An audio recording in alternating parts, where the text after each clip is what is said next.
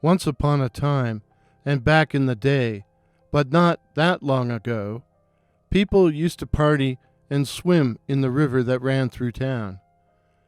Some swam down by the marina, others down where the river emptied into the lake. But the best spot was underneath the CN train bridge, where the river widened and deepened. During the hot days of summer, the place was crowded with teens that swam in the dark waters, but at night it was taken over by an older crowd of party animals who brought weed, beer, and boomboxes, the loud rock and rap echoing off the valley walls. The local constabulary knew it was happening and ignored it. They figured it was for the CN Railway Police to deal with.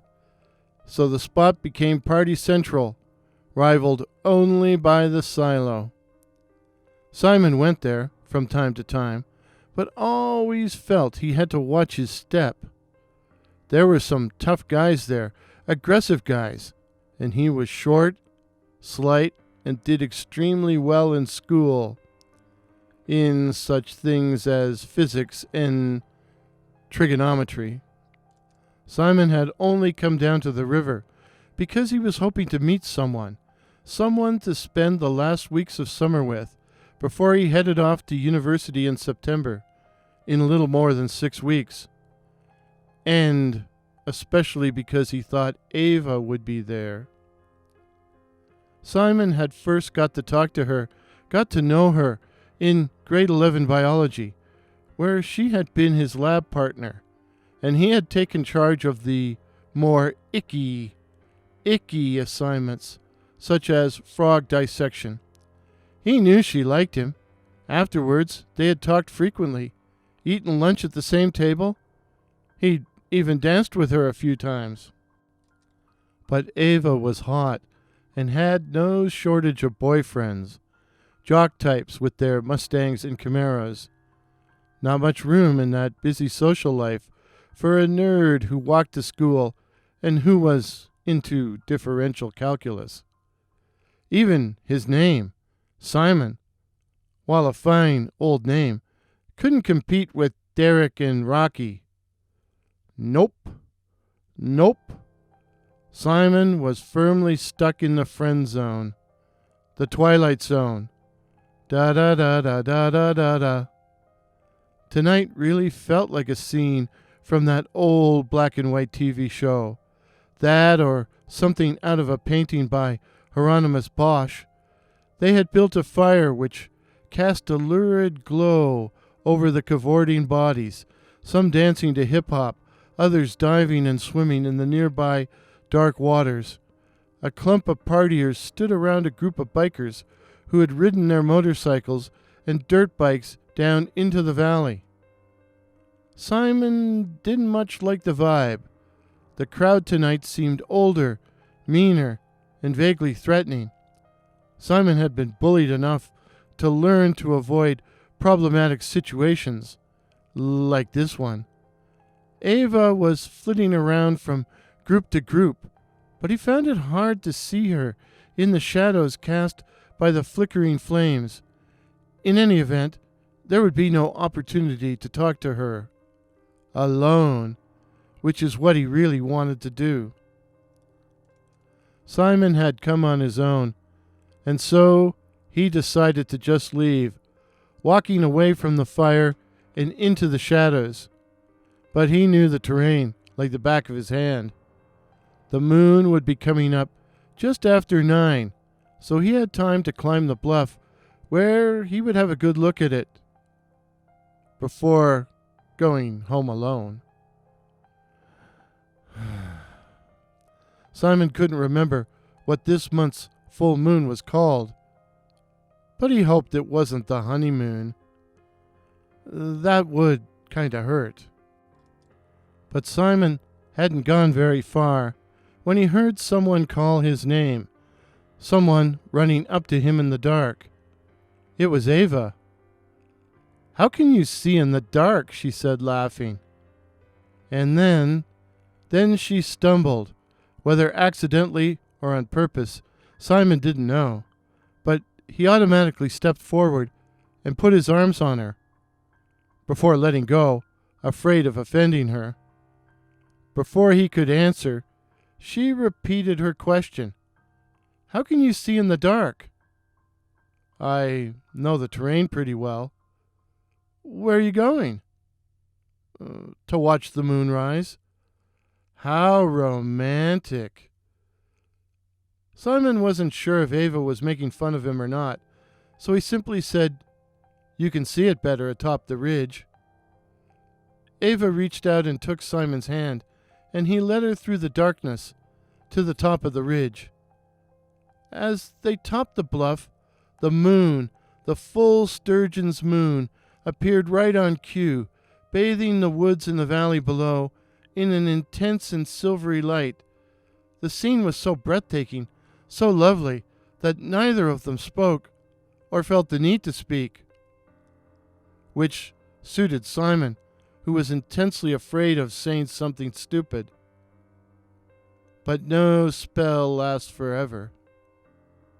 "What's that?" Simon heard Ava say. Looking to where she was pointing, he saw what appeared to be a white coat gleaming in the moonlight and lying by the side of the trail. Taking a better look, he saw it was a trench coat, more beige than white. It looked like a nice one, too. Expensive.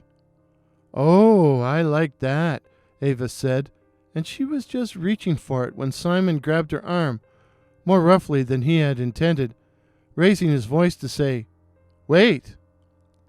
Ava was completely taken aback and somewhat annoyed. "What's wrong?" she demanded petulantly. I don't know," Simon said slowly. And the truth was, he didn't know. But something was telling him to leave it alone. "I just don't think we should touch it." I mean, where did it come from?" he concluded rather lamely. It was then they both heard the booming voice they both recognized as belonging to Mac.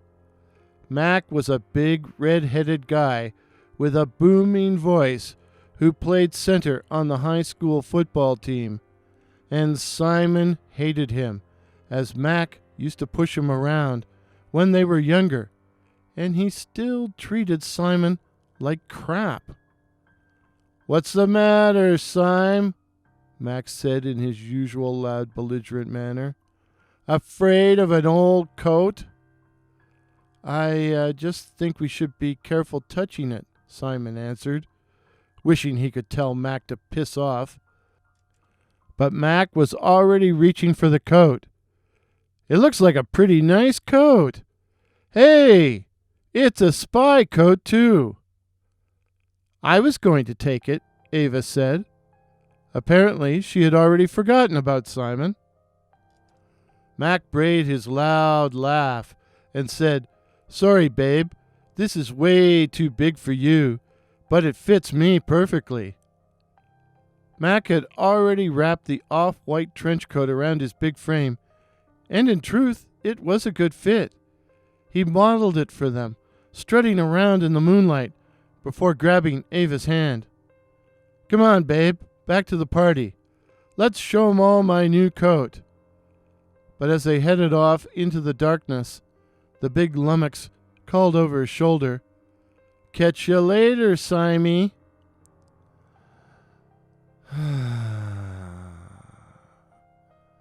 Sigh. Simon had no choice but to walk home alone.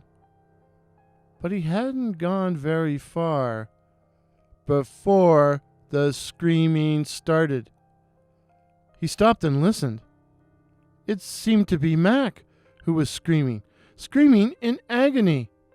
But when Ava began screaming too, Simon started running. He stumbled down the side of the ridge in darkness, and in peril of falling on his face. But Simon knew the ground by heart, and soon reached the spot where Mac writhed in the dirt, surrounded by a circle of onlookers. Simon found Ava, who was crying and in hysterics, once again Taking her arm, he said, "What happened?" "I don't know. I don't know," she wailed. "He started complaining he was hot and he was going to take the coat off. But when he tried, he started screaming that something was eating him, that he was all burning up like." Mac was still screaming, his booming voice a shrill falsetto. "Get it off me! Get it off me! It's chewing me!" Several guys leaned forward and tore the trench coat from Mac's body, and then recoiled in horror, one of them even vomiting. Mac's huge muscular arms had been reduced to two pitiful red stumps. Gaping holes with puckered edges covered his chest and sides, and through one it was possible to see his lungs, flushed with blood and billowing as he tried to breathe. Mac was melting, literally melting before their eyes. Now this was before the arrival of cell phones, so it took some time to get help and to get EMS on scene under the train bridge. And by that time, Mac's legs were mere stumps, and he was no longer able to speak. As for the coat, it was forgotten in all the excitement, and had, in fact, disappeared. Mac died that night. If there was a cause of death, Simon never learned what it was.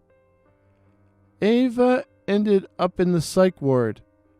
Simon left for school soon afterward, and he never saw her again, although he too had to undergo counseling for persistent nightmares. Simon would often wonder exactly what had happened, and what role, if any, the off-white trench coat might have played. And then, years later, he came across some very strange information on YouTube about a cryptid called the Rumptifusel. The Rumptifusel, he read, one of the world's strangest creatures, and possibly an alien life form. The Rumptifusel drapes itself over logs and along the side of trails, where its blanket-thin frame and minky fur make it look like an expensive overcoat or rug that someone has lost. But when the unwary victim goes to pick it up, the Rumptifusel wraps itself around the poor unfortunate, the beast's myriad sucking mouths, quickly stripping flesh from bone, until very little remains. Fur coat? Simon wondered if it could also present as a trench coat. Simon even discovered a poem about the Rumptifusel, albeit a bad one. If alongside of the pathway you espy a new fur coat, do your best to make a getaway. Yes, hurry on up the tote, for what you see is no garment, it's not anything to wear, but will stick as fast as fresh cement, and your flesh begin to tear. 'Tis the evil Rumptifusel, with its furry, glossy pelt. What you see is only its shell, like a dress coat with a belt. The instant that you grab for it, it will make a grab for you, and swallow you up every bit. Then turn your bones to grue. The moral of the story? Your parents were right. Don't pick that up. You don't know where it's been.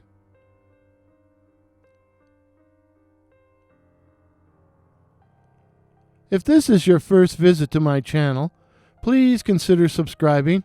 My name is Warren, and I write and tell original ghost stories and original horror stories featuring such cryptids as the Night Floaters, werewolves, and the black-eyed children. So again, please consider subscribing and help me to reach my goal of 2,021 subs in 2021. Till midnight. Cheers.